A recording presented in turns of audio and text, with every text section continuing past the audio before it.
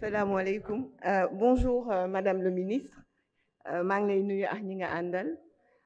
Donc, ce sera plutôt une contribution, parce que par essence, c'est idéologique. Moi, c'est pas contre vous, hein. Je suis contre les ministères des femmes, les fédérations des femmes. Pour moi, ça cantonne les femmes à un niveau où elles ne se dépassent pas. Parce qu'on n'a jamais entendu de ministère des hommes, de ministère des adolescents, ou que sais-je. C'est vrai qu'il y a des disparités, c'est vrai qu'il y a des violences faites aux femmes, c'est vrai qu'il y a des combats, mais on peut en arriver juste à mettre en place, par exemple, un haut conseil à l'égalité, pour suivre les résultats, par exemple, de la parité, pour suivre également si dans les bureaux à salaire, à compétences égales, les salaires sont égaux. On peut mettre cela en place, parce que c'est un ministère de la femme, de la famille et de la protection des enfants. La famille, la protection des enfants, il y a un code juridique, donc ça peut aller au ministère de la Justice. Il y a un code pour ça. Mais selon moi, on cantonne trop les femmes à un domaine et on ne leur laisse pas l'espace pour prouver, alors que nous avons eu dans l'histoire Simone de Beauvoir, nous avons eu Sokhna Khadija, les femmes de Nder, nous sommes capables, mais on nous cantonne psychologiquement à un aspect, à un communautarisme, à un ministère pour nous dire on vous finance pour ceci ou pour cela. Ça, c'est vraiment un sentiment personnel. Pour nous, on doit avancer une autre étape pour que les femmes puissent être vraiment des leaders, pouvoir être des secrétaires généraux dans leur parti, pouvoir être président de la République, etc., en ne pas nous cantonnant dans des ministères de femmes, etc. Et par ailleurs, pour vous dire que parfois c'est tellement pas utile, j'en veux pour exemple, il y a eu une affaire récemment qui s'appelle « C'est pas vous encore une fois, vous, vos compétences, tout le monde vous adore ». Moi, j'entends parler de vous, même dans notre parti, Ndaïga Sissé qui vous passe le bonjour, Amine Nibi également. Il paraît que vous travaillez de manière très inclusive pour l'ensemble des femmes sénégalaises. Mais on a vu auparavant, il y a eu cette histoire, l'affaire Adissa. Moi, je pense que c'est un manquement de toutes les femmes du Sénégal, c'est un manquement du ministère de la femme. Parce que Adissa, xale la.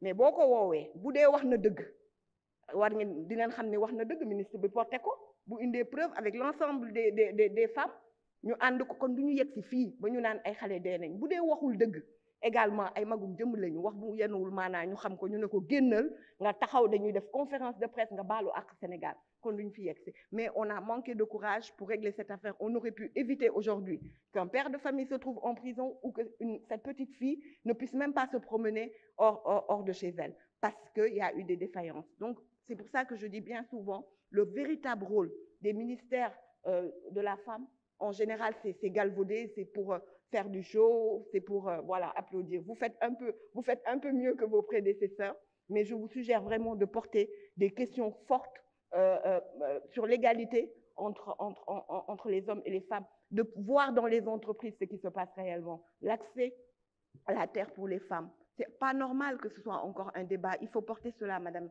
le ministre. Également, sur la question paritaire et l'éducation des filles. Moi, souvent, cette question paritaire, pour moi, elle est excellente pour les élus. Mais est-ce qu'elle est bien encadrée? Parce qu'il ne suffit pas de prendre n'importe quelle femme pour dire, OK, je mets un homme, une femme. Il faut prendre des femmes compétentes pour ne pas encore qu'on discrimine les femmes et qu'on nous traite d'incultes ou d'ignorantes parce qu'on n'aura pas fait le job. Donc, vraiment, veillez à tous ces aspects-là. Je souhaiterais vous féliciter parce que vraiment, vous avez une très bonne réputation dans le milieu des femmes et vous dire bon vent. Merci.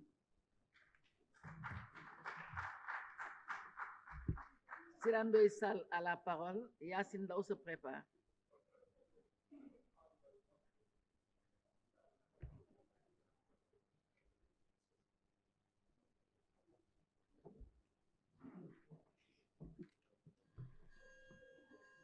Auzu billahi mina sheytaani rajim. Bismillahi rahmani rahim. Monsieur le ministre, ñoo ngi leen di nuyu. Ministre des Finances et du Budget, ministre du Travail, ministre de la Femme et de la Famille, de la Famille et de la Protection des Enfants. Ñu ngi lay nuyu di la féliciter ci falaat bi nga xam ne le président falaat na la ko. Loolu day wane rek confiance bi nga xam ne am na ko ci yow. Ñu lay féliciter aussi di la sant ci sa réactivité. Vraiment ci réseau bi nga xam ne teg nañ ko à l'Assemblée nationale muy réseau des parlementaires pour la promotion de l'artisanat et de la culture. vraiment bi nga gisee courrier bi rek da nga ci réagir ñu la ciy féliciter bu baax a baax.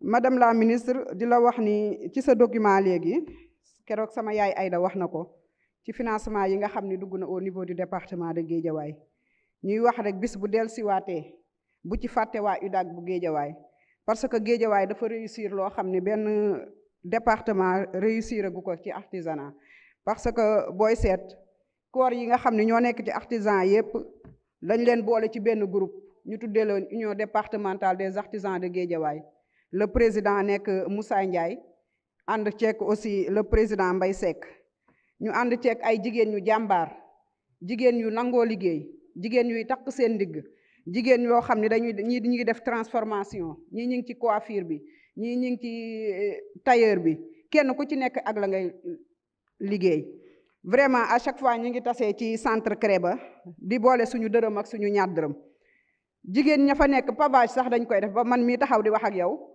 bu ma gisee sànca tey simmeeku sol sama tenue dem defi pavage baa ma defi faux plafond pour wan la ni rek ay jigéen la yoo xam ne ñoom xeebuñu dara. Madame la ministre ñu nekk faak suñu yaay yu baax ku mel ni maire Absa Jaxabi ku mel ni ñoom maire Abiyaya ku mel ni ñoom Fandiaye Sarr di suñu yaay yoo xam ne ñoo ñuy tette à chaque fois di ñu wax nii ngeen di defee nii ngeen di tegee kon bis boo fa jaaraatee nga wax ñu.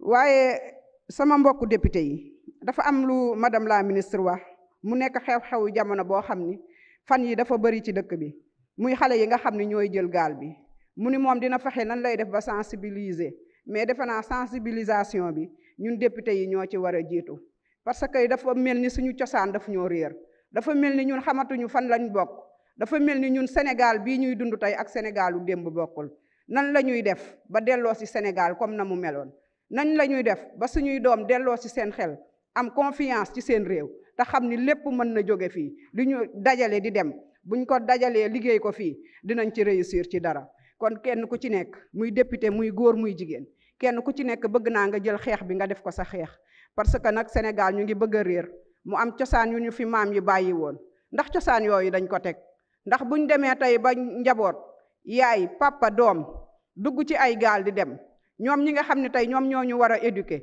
war ñoo teg ci yoon ñu dem ba ñooñu tey ñooy jiital njaboot gi di leen yóbbu ñuy dem ci gaal yi di dugg kon taxaw na jot na tey ñu taxawaat gestu xool fi ñu jëm fan la ak li ñuy xaar lan la ak lañ la ñu manqué ci éducation suñu doom yi fan la ñu échoué loolu lépp lu jar a taxaw seetlu la madame la ministre ñu wax ni la dinañ la ci accompagner ànd ci ak yow ndax phénomène la boo xam ne il faut ñu taxaw ko teel koo dagg balaa mu ñuy ëpp loxo je vous remercie. Merci.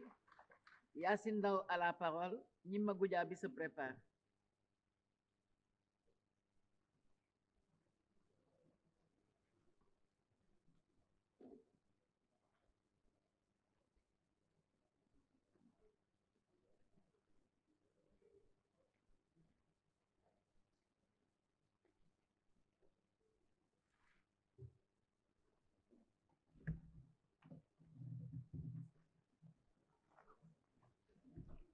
Auzu billahi mina seytaani rajim.